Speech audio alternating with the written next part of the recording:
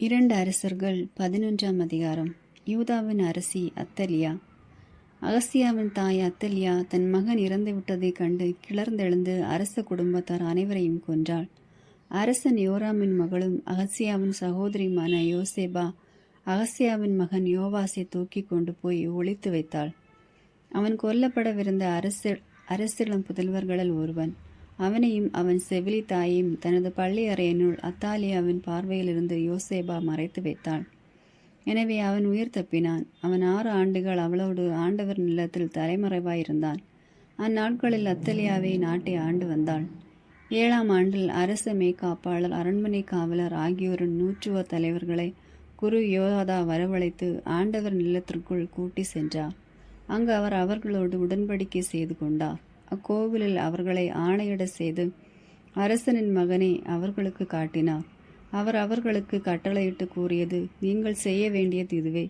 நீங்கள் ஓய்வு நாளில் பணியேற்கும் பொழுது உங்களில் 1/3 பங்கினர் அரண்மனைக்கு காவல் இருக்க வேண்டும். அடுத்த பங்கினர் சூர் வாயிலில் காவல் காத்து நிற்க வேண்டும். 3வது பங்கினர் மற்ற காவலர்களுக்கு பின்னால் வாயிலில் காவல் இருக்க வேண்டும்.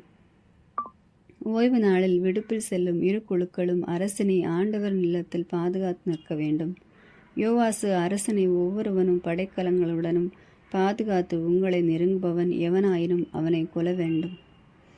அரசன் வந்து போகுமிடமெல்லாம் நீங்களும் அவனோடு இருக்க வேண்டும்.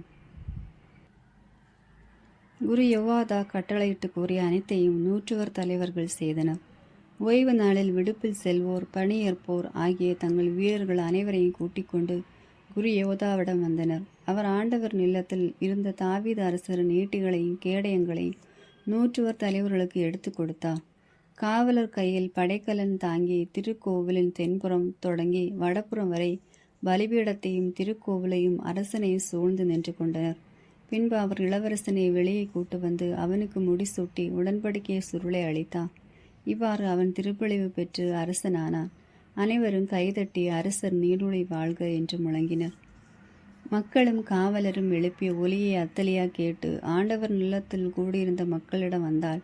மரபுக்கேற்ப அரசன் தூண் அருகில் நிற்பதையும் படைத்தலைவர்களும் எக்காலம் ஊதுபவர்களும் அவன் அருகில் இருப்பதையும் நாட்டின் எல்லா மக்களும் மகிழ்ச்சி கொண்டாடி எக்காலம் ஊதுவதையும் கண்டாள். உடனே அவள் தன் ஆடைகளை கிழித்து கொண்டு சதி சதி என்று கூக்குரலிட்டாள். அப்பொழுது குரு யோகாதா படைகளுக்கு பொறுப்பேற்றிருந்த 100 தலைவர்களை நோக்கி, படை அணிகளுக்கு வெளியே அவளை கொண்டு செல்லுங்கள். அவளை எவனாவது பின்பற்றினால் அவனை வாளால் வெட்டி வீழ்த்துங்கள் என்று கட்டளையிட்டார். அவளை ஆண்டவர் நிலத்தினுள் கொல்லலாகாது என்றும் கூறியிருந்தார். எனவே அவர்கள் அரண்மனையின் குதிரை நுழைவாயிலே அவளை அடைந்த பொழுது அவளை பிடித்தனர். அங்கே அவள் கொல்லப்பட்டாள். யோவாதாவின் சீர்திருத்தங்கள்.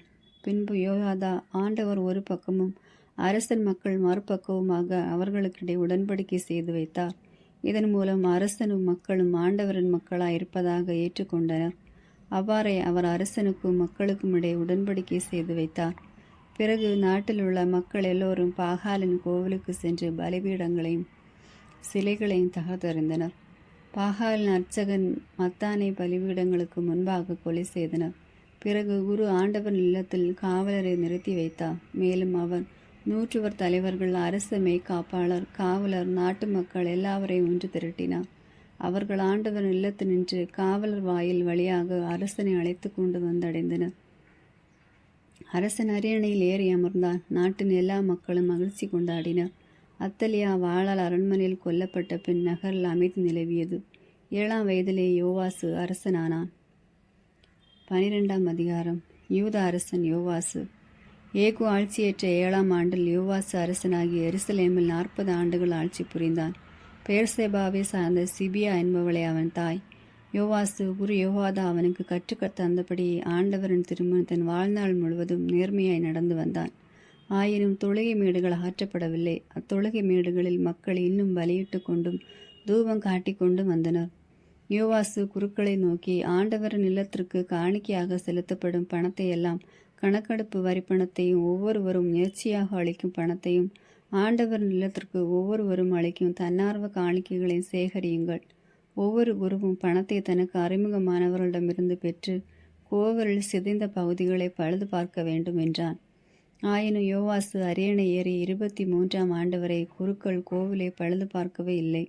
எனவே அரசன் யோவாசு குரு யோதாவையும் ஏனைய குருக்களையும் வரவழைத்து அவர்களை நோக்கி, நீங்கள் ஏன் கோவிலை பழுது பார்க்கவில்லை?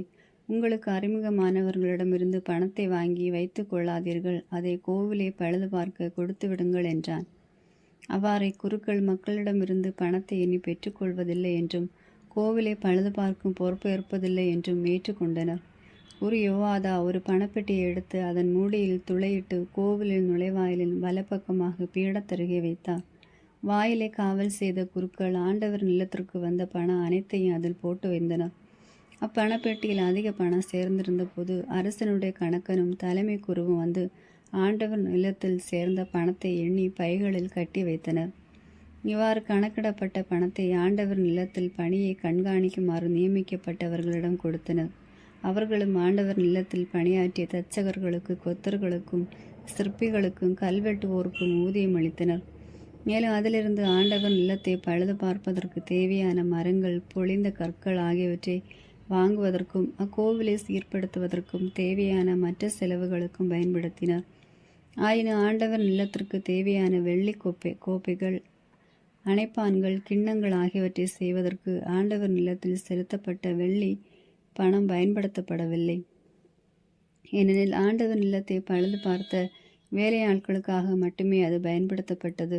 வேலையாட்களுக்கு கூலி கொடுக்குமாறு அப்பணத்தை பெற்றுக்கொண்டவர்களிடம் ஒரு கணக்கும் கேட்கவில்லை. அந்த அளவுக்கு அவர்கள் நாணயமாக நடந்து கொண்டார்கள். குற்றநீக்க பலிக்கான பணமும் பாவம் போக்கும் பலிக்கான பணமும் ஆண்டவர் நிலத்திற்கு கொண்டு வரப்படவில்லை, ஏனெனில் அவை குருக்களுக்கு உரியவை. அப்பொழுது சிரியா மன்னன் அசாவேல் காத் நகரோடு போரிட சென்று அதை கைப்பற்றினான். பின்பு அசாவேல் எருசலேமை தாக்கும் நோக்கில் புறப்பட்டு வந்தான். எனவே யூதாவின் அரசன் யோவாசு தன் முன்னோர்களாகிய யூத அரசர்கள் யோசபாத்து, யோராம், அகசியா ஆகியோர் நேர்ந்தளித்த காணிக்கை பொருட்கள் அனைத்தையும், தான் தேர்ந்தெடுத்திருந்த காணிக்கைகளை, ஆண்டவர் எல்லாம் அரச மாளிகை இவற்றின் கருவூலங்களில் காணப்பட்ட தங்கம் அனைத்தையும் எடுத்து சிரியா மன்னன் அசாவேலுக்கு அனுப்பினான். எனவே அசாவேல் எருசலேமை விட்டு திரும்ப சென்றான். யோவாசின் பிற செயல்களும் அவன் செய்தவையாவும் யூத அரசர்களின் குறிப்பேட்டில் எழுதப்பட்டுள்ளன அல்லவா? யோவாசின் அலுவலர் அவனுக்கு எதிராக கிளம்பி சதித்திட்டம் செய்து சில்லாவுக்கு இறங்கி செல்லும் வழியில் மில்லோபத்தில் அவனை கொன்றனர். அவனை கொன்ற அலுவலர் சிமேயாத்தின் மகன் யோசாக்காரும் சோமேரின் மகன் யோசபாத்தும் ஆவார். அவன் இறந்த தாவீது நகரில் தன் மூதாதையருடன் அடக்கம் செய்யப்பட்டான். அவனுக்கு பின் அவன் மகன் அமட்சிய அரசனானான். 13ஆம் அதிகாரம். இஸ்ரேல் அரசன் யோவாசு. யூத அரசன் ஆசியாவின் மகன் யோவாசு ஆட்சியற்ற 23ஆம் ஆண்டில் ஏகோன் மகன் யோவாசு சமாரியாவில் இருந்து கொண்டு இஸ்ரேல் நாட்டை 17 ஆண்டுகள் ஆட்சி செய்தான். அவன் ஆண்டவரின் பார்வையில் தீயதெனப்பட்டதை செய்து வந்தான். இஸ்ரேலை பாவத்திற்கு உள்ளாக்கிய நெபாற்றின் மகன் எரோபாவின் பாவ வழியிலே அவனும் நடந்து வந்தான்.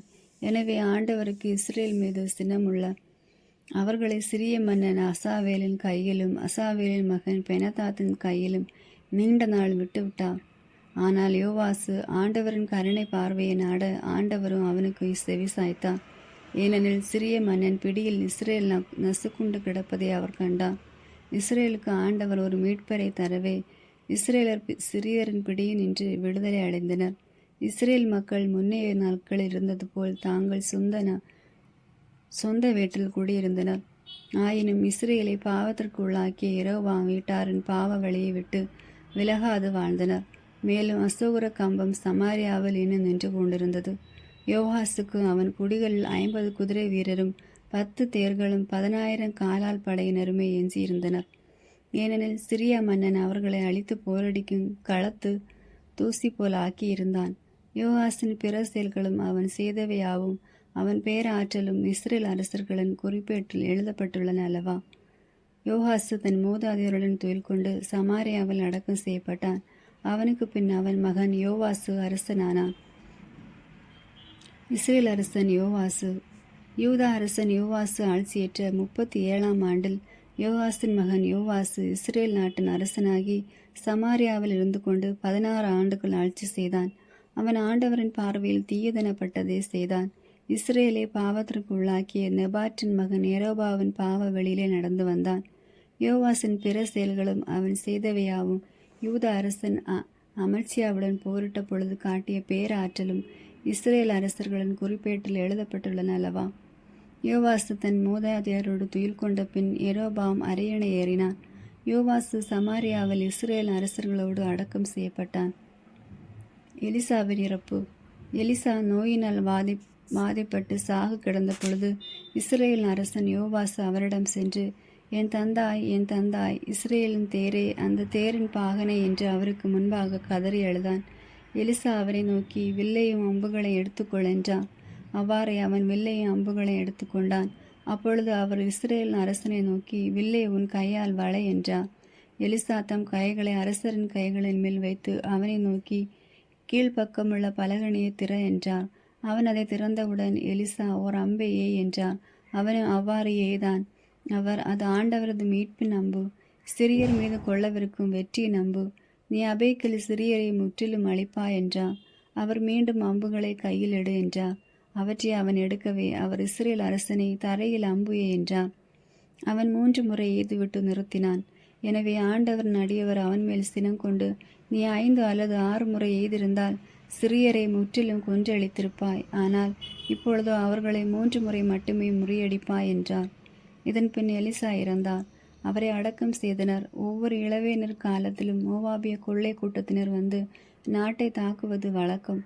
மக்கள் இறந்த ஒருவனை புதைத்து கொண்டிருந்த பொழுது அந்த கொள்ளை கூட்டத்தினரே கண்டார்கள். எனவே அவன் பிணத்தை எலிசாவின் கல்லறையில் போட்டுவிட்டு ஓடினர். எலிசாவின் எலும்புகளின் மேல் பட்டவுடனே அந்த ஆள் உயிர் பெற்று எழுந்து நின்றான். இஸ்ரேலுக்கும் சிரியாவுக்கும் இடையே போர். யோவாசின் வாழ்நாள் முழுவதும் சிரியாவின் மன்னன் அசாவேல் இஸ்ரேலை துன்புறுத்தி வந்தான். ஆனால் ஆண்டவர் அவர்களுக்கு கருணையும் இரக்கமும் காட்டி அவர்களை பரிவுடன் பாதுகாத்தார். ஆபிரகாம், ஈசாக்கு, யாக்கோபு ஆகியவரோடு தாம் செய்திருந்த உடன்படிக்கையின் பொருட்டு அவர்களை அழிக்கவோ தம் திருமுனின் என்று தள்ளிவிடவோ இன்று வரை அவர் மனம் ஒப்பவில்லை. சிரியாவின் மன்னன் அசாவேல் இறந்தவுடன் அவன் மகன் பெனதாது அவனுக்கு பின் மன்னனானான். யோவாசு மகன் யோவாசு தன் தந்தையின் கையிலிருந்து அசாவேலில் மகன் பெனதாது கைப்பற்றியிருந்த நகர்களை மீண்டும் கைப்பற்றினான். யோவாசு 3 முறை அவனை முறியடித்து இஸ்ரேலின் நகர்களை மீட்டு கொண்டான். 14ஆம் அதிகாரம். யூத அரசன் அமத்சியா. இஸ்ரேல் அரசன் யோவாசின் மகன் யோவாசு ஆட்சியேற்ற 2ஆம் ஆண்டில் யூத அரசன் யோவாசின் மகன் அமத்சியா அரசனானான். அவன் அரசனான போது அவனுக்கு வயது 25. அவன் எருசலேமில் 29 ஆண்டுகள் அரசாண்டான். எருசலேமே சார்ந்த யோவாதின் என்பவளே அவன் தாய். அவன் ஆண்டவர் திருமுன் நேர்மையுடன் நடந்தான். ஆயினும் தன் மூதாதியான தாவீதின் மேல் தாவீதை போல் அவன் செய்யவில்லை. அனைத்திலும் தன் தந்தை யோவாசு செய்தபடியெல்லாம் செய்து வந்தான். தொழுகை மேடுகளை அவன் அழிக்கவில்லை. மக்கள் அம்மேடுகளில் பலியிட்டும் தூபம் காட்டியும் வந்தனர். ஆட்சி தன் கைக்கு வந்த உறுதியானவுடன் அரசனாகிய தன் தந்தையை கொலை செய்த அலுவலரை கொன்று போட்டான். ஆயினும் கொலைகாரர்களின் பிள்ளைகளை அவன் கொல்லவில்லை. ஏனெனில் ஆண்டவரின் கட்டளைப்படி மோசேயின் சட்ட நூலில் எழுதப்பட்டுள்ளதாவது, பிள்ளைகளின் பாவத்திற்காக பெற்றோர் கொல்லப்படலாகாது, பெற்றோரின் பாவத்திற்காக பிள்ளைகள் கொல்லப்படலாகாது. எல்லோரும் அவரவர் செய்த பாவத்திற்காகவே கொல்லப்படுவர். அமத்சியா போரிட்டு உப்பு பள்ளத்தாக்கில் 10,000 எதோமியரை கொன்று சேலாவை கைப்பற்றி அதற்கு இன்று வரை வழங்கி வரும் யோக்தவேல் என்ற பெயரையிட்டான். பின்பு அவன் இஸ்ரேல் அரசனும் ஏகூவின் மகன் யோவாசின் புதல்வனும் ஆகிய யோவாசிடம் தூதனுப்பி, வாரும், போர்க்களத்தில் நேருக்கு நேர் சந்திப்போம் என்று சொன்னான். அதற்கு இஸ்ரேல் அரசன் யோவாசு யூதாவின் அரசன் அமத்சியாவிடம் ஆள் அனுப்பி, லெபோனின் நெருஞ்சி செடி லெபோனின் கேதுரு மரத்திடம் தூதனுப்பி, என் மகனுக்கு உன் மகளை மணமுடித்து கொடு என்றதாம். ஆனால் லெபோனின் விலங்கு ஒன்று அவ்வழியே போகையில் நெருஞ்சி செடியை மிதித்து போட்டதாம். நீ ஏதோ மீறி முறியடித்தது உண்மைதான். எனவே நீ நெஞ்சிலே செருக்குற்றாய், பெருமைப்பட்டுக்கொள். ஆனால் உன் வீட்டினுள்ளே தங்கியிரு. நீயும் உன்னோடு யூதாவும் வீழ்ச்சி உறவா, தீமையை நீ நாடுகிறாய் என்று சொன்னான். அதற்கு அமத்சியா செவி கொடுக்கவில்லை. எனவே இஸ்ரேல் அரசன் யோவாசு போருக்கு புறப்பட்டு வந்தான். அவனும் யூத அரசன் அமத்சியாவும் யூதாவை சார்ந்த பெத்சேமேல் நேருக்கு நேர் மோதிக்கொண்டனர்.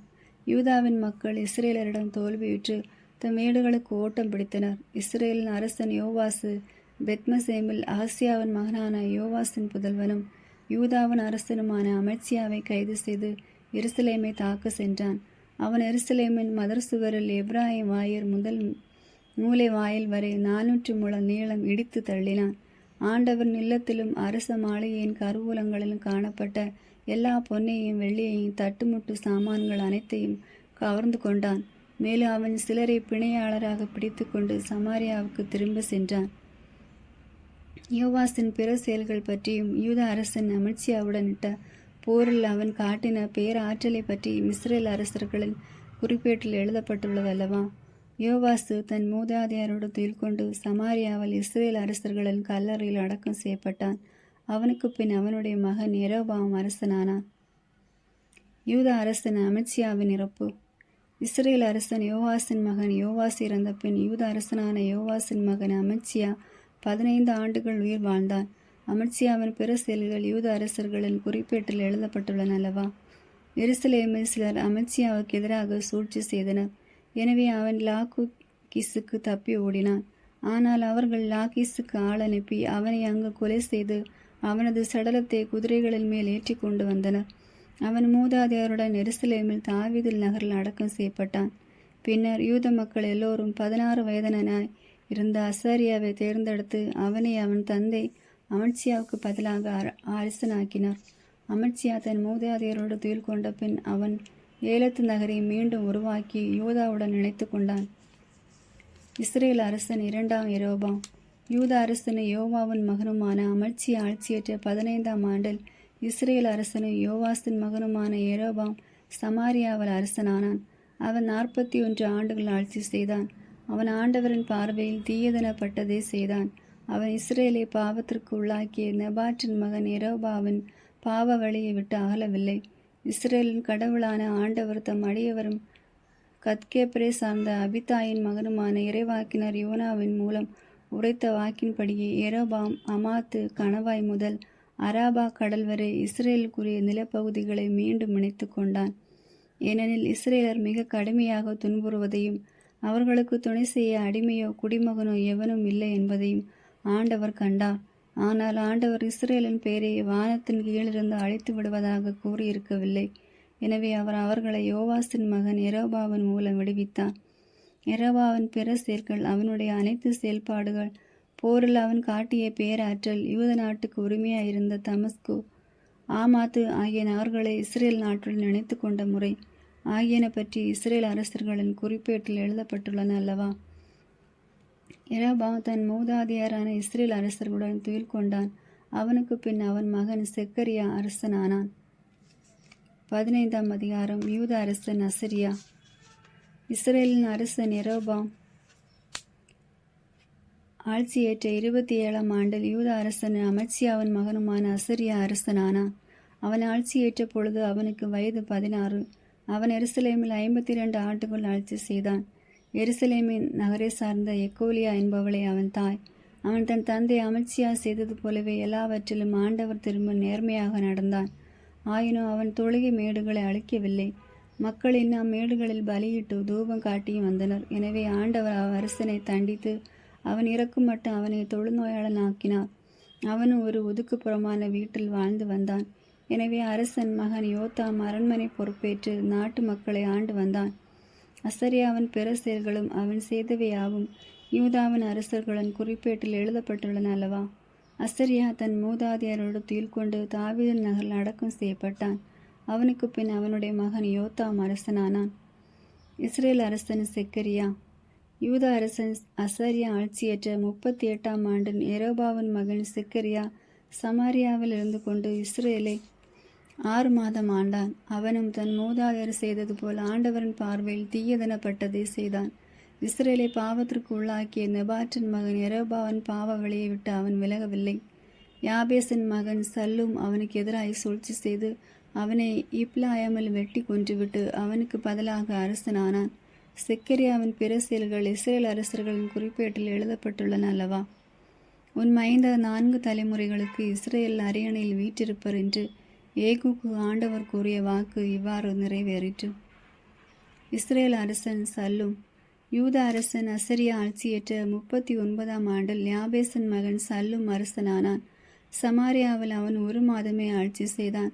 காதி என்பவனின் மகனான பெனோகம் திர்சாவிலிருந்து புறப்பட்டு சமாரியாவுக்கு வந்து சல்லூமை வெட்டி கொன்றுவிட்டு அவனுக்கு பதிலாக அரசனானான். சல்லூமின் பிற செயல்களும் அவன் செய்த சதியும் இஸ்ரேல் அரசர்களின் குறிப்பேட்டில் எழுதப்பட்டுள்ளன அல்லவா? பிறகு மெனேகம் திப்சாவையும் திர்சா முதல் அதன் எல்லைகள் அனைத்தையும் அதிலிருந்து அனைவரையும் அழித்தான். அவர்கள் தங்கள் நகர் வாயில்களை திறக்க வில்லையாதாலன் அவன் அவர்களை வெட்டி வீழ்த்தியதோடு கருவுற்றிருந்த எல்லா பெண்களையும் வயிற்றை கிழித்து கொன்றான். இஸ்ரேல் அரசன் பெனோகம். யூதாவின் அரசன் ஆட்சியேற்ற 39ஆம் ஆண்டில் காதியின் மகன் பெனேகம் இஸ்ரேல் அரசனாகி சமாரியாவில் 10 ஆண்டுகள் ஆட்சி செய்தான். அவன் ஆண்டவரின் பார்வையில் தீயதெனப்பட்டதே செய்தான். மேலும் அவன் தன் வாழ்நாள் முழுவதும் இஸ்ரேலை பாவத்திற்குள்ளாக்கிய நெபாற்றின் மகன் எரோபாவின் பாவ வழியை விட்டு அகலவில்லை. அசீரிய மன்னனான பூல் நாட்டின் மீது படையெடுத்து வந்தான். அப்போது மெனேகம் பூலுக்கு அவன் ஆற்றலினால் தன் அரசை உறுதியாக்கி கொள்ளும் பொருட்டு 40,000 வெள்ளி கொடுத்தான். மெனேகம் இஸ்ரேலில் இருந்த செல்வர்களிடமிருந்து இப்பணத்தை ஆள் ஒன்றுக்கு 50 வெள்ளிக்காசுகள் வீதம் அசீரியா மன்னனுக்கு கொடுக்கும்படியாக வசூலித்தான். அசீரியா மன்னனும் அங்கே தங்காது நாட்டை விட்டு வெளியேறினான். பெனேகமின் பிற செயல்களும் அவன் செய்தவையாவும் இஸ்ரேல் அரசர்களின் குறிப்பேட்டில் எழுதப்பட்டுள்ளன அல்லவா? மெனேகம் தன் மூதாதையரோடு துயில் கொண்டான். அவனுக்கு பின் அவன் மகன் பெக்சியா அரசனானான். இஸ்ரேல் அரசன் பெக்சியா. யூதாவின் அரசன் அசீரியா ஆட்சியேற்ற 50ஆம் ஆண்டில் மெனேகமின் மகன் பெகசியா இஸ்ரேல் அரசனாகி சமாரியாவில் 7 ஆண்டுகள் ஆட்சி செய்தான். அவன் ஆண்டவரின் பார்வையில் தீயதெனப்பட்டதை செய்தான். இஸ்ரேலை பாவத்திற்குள்ளாக்கிய நெபாற்றின் மகன் எரோபாவின் பாவ வழியை விட்டு அவன் விலகவில்லை. ராமாலியாவின் மகனும் படைத்தலைவனுமான பெக்கா அவனுக்கு எதிராக சூழ்ச்சி செய்து தன்னோடு இருந்த 50 கிளையாதோரோடு சமாரியாவில் உள்ள அரண்மனை கோட்டைக்குள் புகுந்து அரசனையும் அர்கோப அரிய என்பவர்களையும் கொன்று அவனுக்கு பதிலாக அரசனானான். பெக்கியாவின் பிற செயல்களும் அவன் செய்தவையாவும் இஸ்ரேல் அரசர்களின் குறிப்பேட்டில் எழுதப்பட்டுள்ளன அல்லவா? இஸ்ரேல் அரசன் பெக்கா. யூதாவின் அரசன் அசீரியா ஆட்சியேற்ற 52ஆம் ஆண்டில் ரமாலியாவின் மகன் பெக்கா இஸ்ரேல் அரசனாகி சமாரியாவில் 20 ஆண்டுகள் ஆட்சி செய்தான். அவன் ஆண்டவரின் பார்வையில் தீயதெனப்பட்டதை செய்தான். இஸ்ரேலை பாவத்திற்குள்ளாக்கிய நெபாற்றின் மகன் எரோபாவின் பாவ வழியை விட்டு அவன் விலகவில்லை. இஸ்ரேல் அரசன் பெக்காவின் ஆட்சி காலத்தில் அசீரிய மன்னன் திக்லத் பிலேசேர் படையெடுத்து வந்து ஈயோன், அபெல் பெத் மக்கா, யானோவாக்கு, கெதேசு, ஆட்சோர் ஆகிய நகர்களையும் கிளையாது, கலீலியா, நப்தலி ஆகிய நிலப்பகுதிகளை கைப்பற்றினான். மேலும் மக்களை அசீரியாவுக்கு நாடு கடத்தினான். ஏலாவின் மகன் ஒசியா ராமாலியாவின் மகன் பெக்காவுக்கு எதிராக சூழ்ச்சி செய்து அவனை வெட்டி கொன்றுவிட்டு அசாரியாவின் மகன் யோத்தாம் ஆட்சியேற்ற 20ஆம் ஆண்டில் பெக்காவுக்கு பின் அரசனானான். பெக்காவின் பிற செயல்களும் அவன் செய்தவையாவும் இஸ்ரேல் அரசர்களின் குறிப்பேட்டில் எழுதப்பட்டுள்ளன அல்லவா? யூதா அரசன் யோத்தாம். இஸ்ரேல் அரசனும் ராமாலியாவின் மகனுமான பெக்கா ஆட்சியேற்ற 2ஆம் ஆண்டில் யூதாவின் அரசனும் அசேரியாவின் மகனுமான யோத்தாம் அரசனானான். அவன் அரசனான போது அவனுக்கு வயது 25. அவன் எருசலேமில் 16 ஆண்டுகள் ஆட்சி செய்தான். சாதோக்கின் மகளான எருசா என்பவளை அவனுடைய தாய். அவன் ஆண்டவர் திரும்ப நேர்மையுடன் நடந்து அவன் தந்தை அசீரியா செய்தது போலவே அனைத்தையும் செய்தான். ஆயினும் அவன் தொழுகை மேடுகளை அழிக்கவில்லை. இன்னும் மக்கள் அம்மேடுகளில் பலியிட்டும் தூபம் காட்டியும் வந்தனர். கோவிலின் உயர் வாயிலை கட்டியவன் இவனே. யோத்தாமின் பிற செயல்களும் அவன் செய்தவையாவும் யூத அரசர்களின் குறிப்பேட்டில் எழுதப்பட்டுள்ளன அல்லவா? அந்நாட்களில் ஆண்டவர் சிரியாவின் மன்னன் ரெட்சீனியும் ரெமாலியாவின் மகன் பெக்காவையும் யூதாவுக்கு எதிராக அனுப்ப தொடங்கினார். யோதாம் தன் மூதாதையரோடு துயில் கொண்டு தன் தந்தையாகிய தாவீர் நகரில் அடக்கம் செய்யப்பட்டான். அவனுக்கு பின் அவன் மகன் ஆகாசு அரசனானான். ஆமேன். God bless you.